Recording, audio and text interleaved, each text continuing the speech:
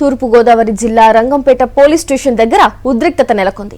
YSRCP MPTC భర్తని పోలీసులు నిర్బంధించారని ఆరోపిస్తూ వైఎస్ఆర్సీపీ కార్యకర్తలు నిరసన వ్యక్తం చేస్తున్నారు.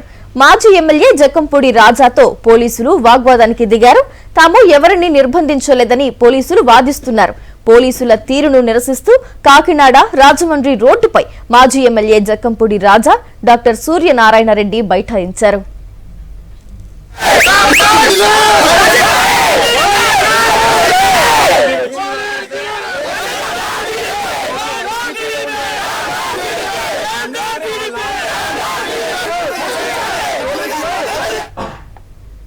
మరింత సమాచారం మా ప్రతినిధి హరీష్ లైవ్ ద్వారా అందిస్తారు. హరీష్, చెప్పండి.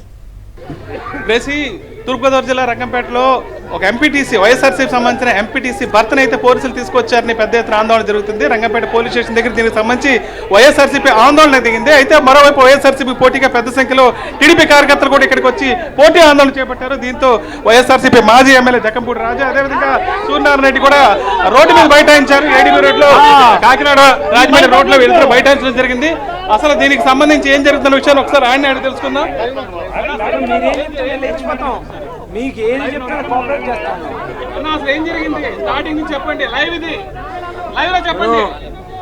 అనపర్తి నియోజకవర్గం రంగంపేట మండలం దొడ్డిగుంట గ్రామానికి సంబంధించినటువంటి ఓ ఫిషర్మెన్ సొసైటీ ఎలక్షన్కి సంబంధించి అధికార పార్టీ వాళ్ళు నేరుగా ఎలక్షన్లలో నుంచుని పోటీ చేసి గెలవలేనటువంటి దద్దమ్మలు గనక ఈవేళ ఏదో రకంగా వైఎస్ఆర్ కాంగ్రెస్ పార్టీ శ్రేణుల్ని భయభ్రాంతికి గురి చేయాలనేటువంటి ఒక ఆలోచనతో స్వయంగా ఒక ఎంపీటీసీని, దళిత సామాజిక వర్గానికి సంబంధించినటువంటి ఎంపీటీసీని గడిచినటువంటి 2 ఏళ్ళుగా చూస్తున్నాం. రాష్ట్రంలో ఎక్కడ పడితే అక్కడ దళితుల మీద ఈ అధికార పార్టీ తాలూకా దమనకాండ ఏ రకంగా ఉందనేటువంటిది ఈరోజు స్వయంగా ఒక ఎంపీటీసీని తీసుకొచ్చారు. అతను షెడ్యూల్ క్యాస్ట్కి సంబంధించినటువంటి వ్యక్తి.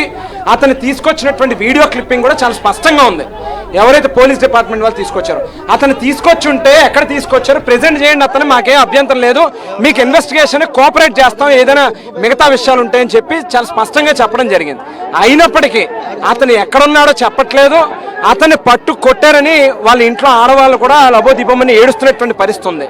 మరో పక్కన ఏదైతే ఈవేళ అధికారంలో ఉన్నటువంటి వ్యక్తులు హుందాగా గౌరవంగా ప్రవర్తించాల్సినటువంటి వ్యక్తులు ఈవేళ మేము పోలీస్ స్టేషన్కి వచ్చి ఓ డిఎస్పీ గారిని, సర్కిల్ ఇన్స్పెక్టర్ని, అయ్యా మా తాలూకా గ్రీవెన్స్ ఇది, దీని విషయం మీద మీరు సమాధానం చెప్పండి, మీ దగ్గరే ఉన్నారని చెప్పి ఆ ఎంపీటీసీ తాలూకా ఇంట్లో కుటుంబ సభ్యులు ఇబ్బంది పడుతున్నారు, దానికి ఏంటో సమాధానం చెప్పండి అని అడిగితే తిరిగి అధికారం మన చేతిలో ఉంది కదా అని చెప్పి ఏది పడితే చెయ్యొచ్చు అన్నట్టుగా ఏదో అల్లరి మోక కింద గ్యాదర్ అయ్యి గొడవ చేద్దానంటే గొడవలు పెట్టుకోవడానికి మీరు సిద్ధమైతే మీకంటే ఎక్కువ సిద్ధమే మేము, మాకేం కొత్త ఏం కాదు.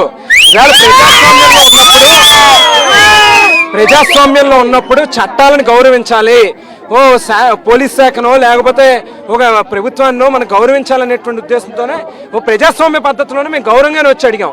కానీ ఏదో రకంగా గొడవ పెట్టుకోవాలనేటువంటి ధోరణి వెళ్తే మీరు గొడవకు వస్తే మేము కూడా రెడీ, మేము చేతకాని వాళ్ళు మేం కాదు. ఒకటే చెప్తా ఉన్నాం, లాస్ట్ 2 years నుంచి అనపర్తి నియోజకవర్గంలో జరగనటువంటి ఘోరం లేదు. ఎన్ని రకాలు జరగాలి అన్నీ జరిగిపోయినాయి.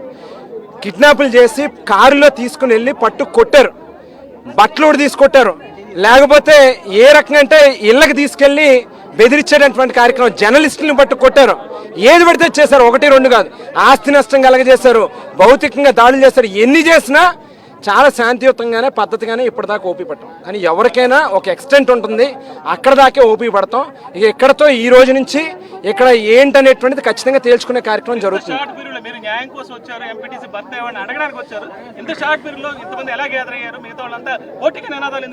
కావాలని ఏదో రకంగా ఇక్కడ లా అండ్ ఆర్డర్ సమస్య సృష్టించాలి, తద్వారా ఇష్యూని డైవర్ట్ చేయాలి. ఒక ఎస్సీ ఎంపీటీసీని కిడ్నాప్ చేసి తీసుకెళ్ళినటువంటి కార్యక్రమం వాళ్ళు చేసి తిరిగి ఇందులో ఏదోలాగా ఒక పొలిటికల్ డైవర్షన్ కావాలనేటువంటిది ఏకైక ఆలోచన, రెండోది ఏం కాదు. ఓకే చేయనివ్వనండి, వాళ్ళతో ఏమి ఈ రోజుతోనే అన్నీ అయిపో కదా, రేపన్నాడు వస్తుంది. ఎవరెవరైతే అధికారులు దీనికి సపోర్ట్ చేసి చేస్తా ఉన్నారో వాళ్ళకు కూడా తగినటువంటి శాస్త్రం ఉంటుంది. రేపన్నాడు ఈ రోజుతో ఏదో అయిపోయిందని అనుకుంటే, వాళ్ళకి కావాల్సినట్టుగా భజన కొడితే అయిపోద్దని అనుకుంటే రేపన్నాడు ఉంటుంది. డెఫినెట్గా అక్కడ సీసీ ఫుటేజ్ ఉంది, అదే కాకుండా ప్రత్యక్ష సాక్షులు ఉన్నారు. అంతేకాకుండా సిఐ గారు వీళ్ళు కూడా ఒప్పుకోవడం జరిగింది, ఎవరు మా డిపార్ట్మెంట్ మా టీం అంటూ వెళ్ళిందని. అయినా కూడా ఇక్కడ తీసుకొచ్చి వాళ్ళ ఇష్టానుసారం కూడా వాళ్ళని ఏ రకంగా హింసించారు అన్నది ఇక్కడ నియోజకవర్గంలో ఉండే కార్యకర్తలందరికీ కూడా తెలుసు. దానిలో భాగంగానే మేము అడగడానికి వస్తే మా కస్టడీలోనే లేరు, ఆయన ఎక్కడున్నారో మాకు తెలియదని ఈ డిపార్ట్మెంట్ వాళ్ళు చెప్పడం జరిగింది. అంటే ఈ ఒక దళిత ఎంపీటీసీని తీసుకొచ్చి చావుబాది మళ్ళీ మేమందరం మరి శ్రీ జక్కంపూడి రాజా గారు, అదేవిధంగా శ్రీ దౌలూరు దొరబాబు గారు, నేను మిగతా కార్యకర్తలు నాయకులు వచ్చి అడగడంతో వాళ్ళ సమాధానం చెప్పలేక అసలు మా కంట్రోల్లో లేడు, ఎక్కడున్నాడో మాకే తెలియదని వాళ్ళ అబద్ధాలు చెప్పడం జరిగింది. ముఖ్యంగా అనపర్తి నియోజకవర్గం మరి మీరందరూ కూడా చూస్తూనే ఉన్నారు. అరాచకాలకి కేర్ ఆఫ్ అడ్రస్ ఏదంటే అనపర్తి నియోజకవర్గం. గతంలో ఒక నెలల క్రితం మరి దొడ్డుగుంట ఫిషర్మెన్ సొసైటీ ఎలక్షన్లో వైఎస్ఆర్ కాంగ్రెస్ పార్టీకి స్పష్టమైన మెజార్టీ ఉండి ఈ ఎలక్షన్ను రిజల్ట్ డిక్లేర్ చేసే టైంలో ఎలక్షన్ పోస్ట్పోన్ చేయించడం జరిగింది. వాళ్ళు కేవలం తెలుగుదేశం పార్టీ వాళ్ళు గెలవలేమన్న ఉద్దేశంతో మళ్ళీ ఈ 29ని మళ్ళీ ఎలక్షన్లు మళ్ళీ డిక్లేర్ చేశారు కోర్టు ఆర్డర్ ప్రకారంగా. ఇప్పుడు కూడా గెలవలేమన్న ఉద్దేశంతో కేవలం ఓటర్లనే కాదు, ముందు నాయకుల్ని మనం ఇబ్బంది పెడితే నాయకులు ఎవరు కూడా ఈ ఎలక్షన్లో పార్టిసిపేట్ చేయకపోతే అప్పుడన్నా కానీ దొడ్డిదారిని అన్యాయంగా అన్నా అప్పుడన్నా కానీ గెలుద్దామన్న ఉద్దేశంతో రామకృష్ణారెడ్డి పన్నాగమని మాత్రం ఈ సందర్భంగా తెలియజేస్తూ, రామకృష్ణారెడ్డి నువ్వు చేతనైతే డైరెక్ట్గా ప్రజల్లోంచి ఎవరైతే ఓటర్స్ ఉన్నారో వాళ్ళని స్వేచ్ఛగా ఓట్లు వేయనిచ్చి వాళ్ళ ఓట్లలోంచి గెలవండి. అంతేగాని ఎంపీటీసీని కానీ నాయకుల్ని కానీ ఈ రకంగా అక్రమ కేసులు పెట్టి అన్యాయంగా వాళ్ళని హింసించి ఏదో రకంగా భయభ్రాంతులు చేసి ఏదో రకంగా గెలవాలంటే అన్నది దొడ్డిదారిని గెలవడం అవుతుంది కానీ రాజమార్గం కాదు. నీది ఎప్పుడూ కూడా దౌర్జన్యమే. ఈ దౌర్జన్యం అన్నది ఏటేళ్ల కాలం సాగదు. ఎంతోమంది నీకంట పెద్ద నియంతలు అదేవిధంగా దౌర్జన్యకాలు కూడా కాలగర్భంలో కలిసిపోయారు. గుర్తుపెట్టుకో రామకృష్ణారెడ్డి. పోలీసులు ఏం చెప్తారు? మీ దగ్గరకు నెగోషియేట్ చేస్తారు కదా, ఏం చెప్తారు? డ్రామాటిక్గా వాళ్ళ హావభావాలు వాళ్ళ మాటలు అన్నీ కూడా చాలా డ్రామాటిక్గా ఏదో అధికార పార్టీ వాళ్ళు ఏం చెప్తే వాళ్ళు ఏదో జీతాలు ఇస్తున్నట్టుగా, తెలుగుదేశం పార్టీ ఆఫీస్ నుంచి జీతాలు ఇస్తున్నట్టుగా, లేకపోతే లోకల్ ఎమ్మెల్యే రామకృష్ణారెడ్డి తాలూకు ఇదో వాళ్ళు ఏం చెప్తే దానికి వత్తాసు పలికేటటువంటి కార్యక్రమం. డెఫినెట్గా వీటన్నిటికీ సమాధానం ఉంటుంది.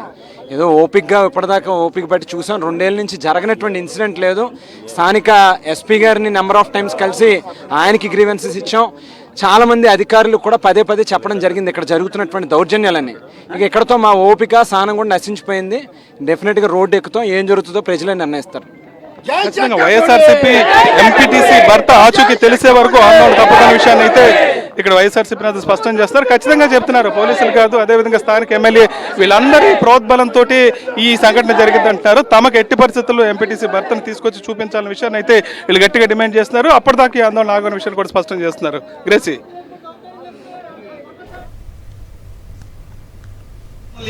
మీ టీం తీసుకెళ్ళింది కాబట్టి మీ టీం తీసుకుని ప్రవేశపెట్టమనండి. చూడండి, సిఐ గారు కానీ పోలీసులు కానీ మమ్మల్ని ఏమీ హింసించలేదు, మా మీద దెబ్బ వేయలేదు అని అనుకోండి, మేము మళ్ళీ మాట్లాడుకుంటే మేము అయిపోతాం. మీ కోఆపరేటివ్ ఇన్వెస్టిగేషన్ ఏమన్నా ఇదైతే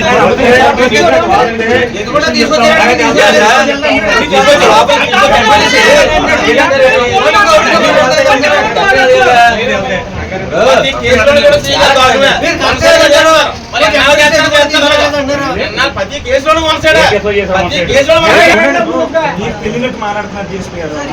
సరే ఒకటి నేను చెప్పాను మీకు, ఒకటేనమ్మా నేను చెప్పేది ఒకటే, మీరు తీసుకొచ్చి ఉంటే ఇలా తీసుకొచ్చాం అనేది వైఫ్